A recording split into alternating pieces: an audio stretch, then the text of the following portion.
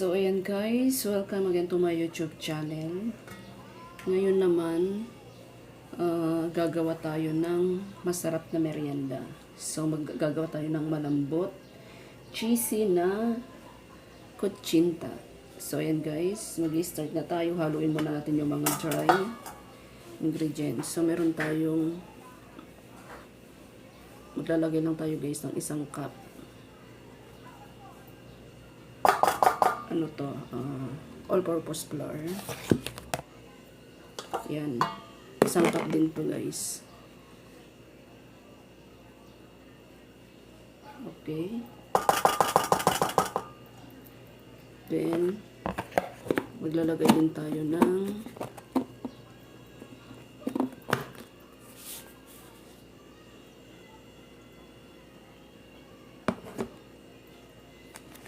isang cup na sugar.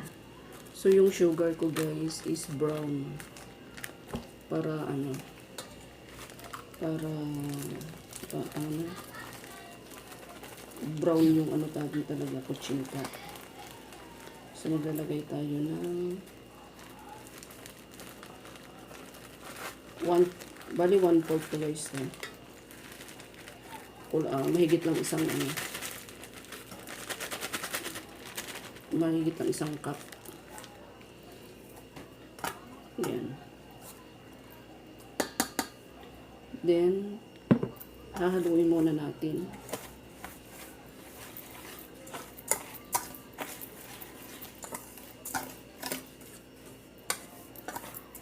Yung dry ingredients. Natakan kasi ako guys. So, gagawa na lang ako kasi pag bumili ako, yung isang ganito 5 pesos, hindi pa ako mabubusog. Kompleto naman ako ng gamit. Gagawa na lang ako.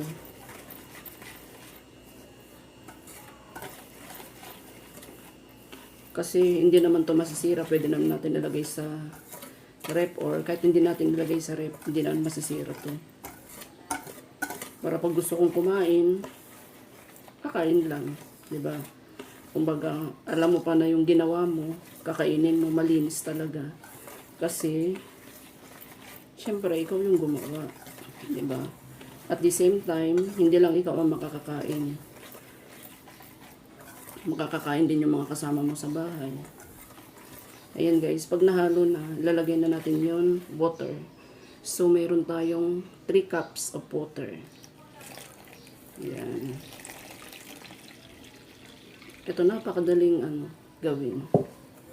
So, yan, haluin lang natin guys. Diba? Pag gumawa kasi tayo, want to sawa ka sa kakakain. Pag bibilhin mo, syempre, mahal. Ilang peraso lang. So, kung marunong ka din naman gumawa, better gumawa na lang, di ba guys? Mas nakakatipid.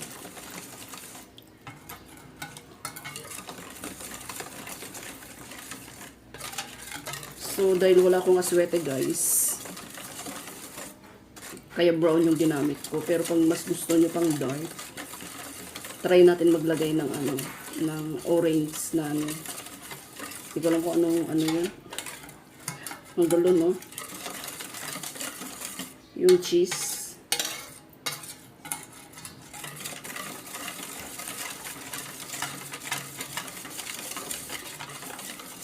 Tapos maglalagay tayo ng lehiya.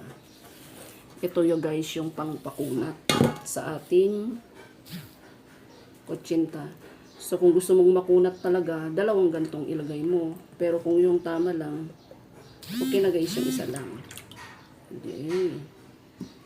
Then, pagkatapos niyan,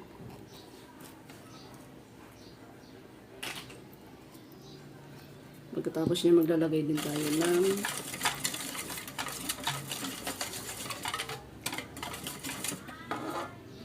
vanilla para mabango. Gusto ko kasi mabango. So, maglalagay ako. Ano yan? Kutsinta. Kita.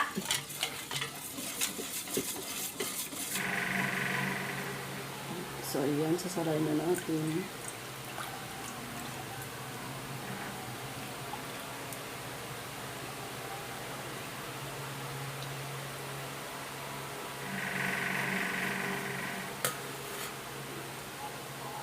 So, ayan na guys.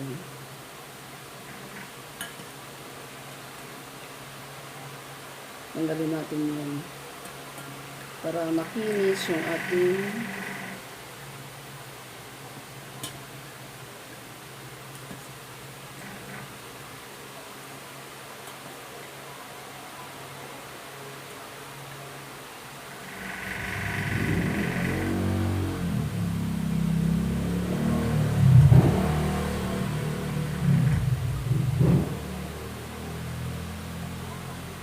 So, ayan guys. So, yung ano natin, ayan, okay na to. So, ang technique nito guys, para hindi mamumuo yung, yung cassava flour. Kasi mamumuo dito eh. Halu-haluin natin bago tayo maglagay dito. Para hindi mamumuo. Tapos yung mold natin, yung molder natin, nilagyan ko na to ng mantika para hindi kumapit yung ating kutsinta. Then, bago tayo maglagay dito, magpapainit na tayo ng tubig para habang nilalagay natin dito sa molder, kumukulo na yung yung ating steamer. So, ayan, maglagay na tayo, guys. I was yours, you were mine, but it's time to say goodbye.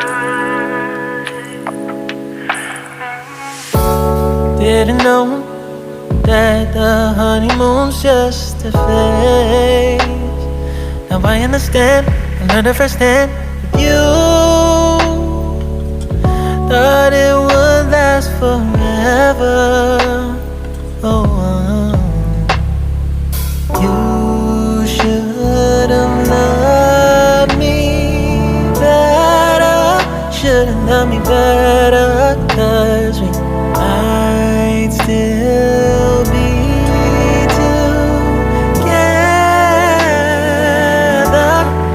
before we split up. Always believed we would never, till the afternoon, till the afternoon. That was when the moon started to become blue. Oh, so I surrendered, 'cause I couldn't see things getting better. No, in the afternoon, in the afternoon, did what I could do, now you're in my review. Yeah, oh. Hasn't always been this wrong or this bad, but after some time I realized you and I were in the match.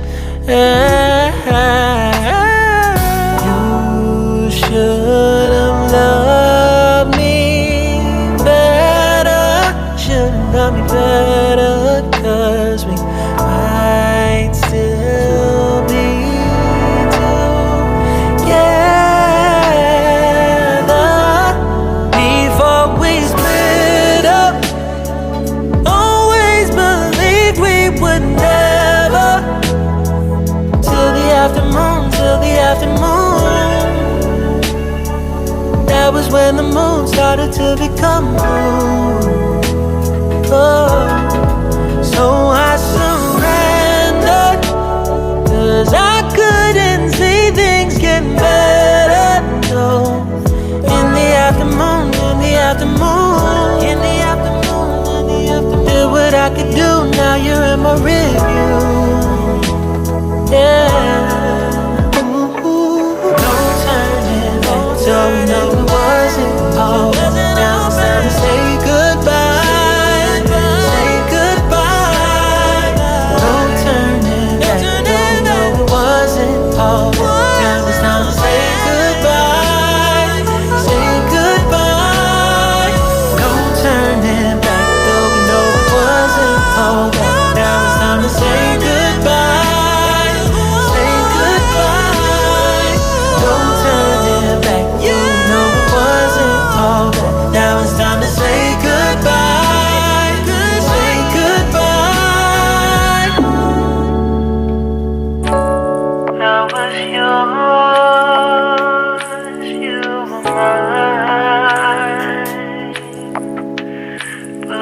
it's time to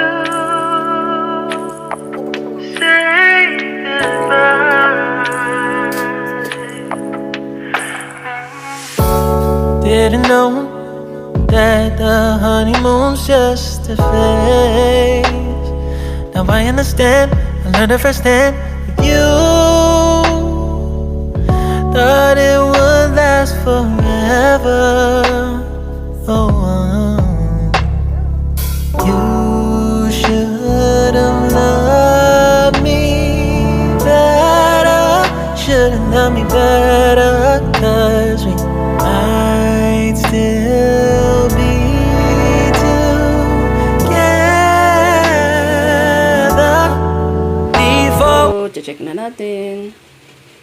Oh. Oh, diba? Ang ganda ng kutsinta natin. Oh. Ano lang siya.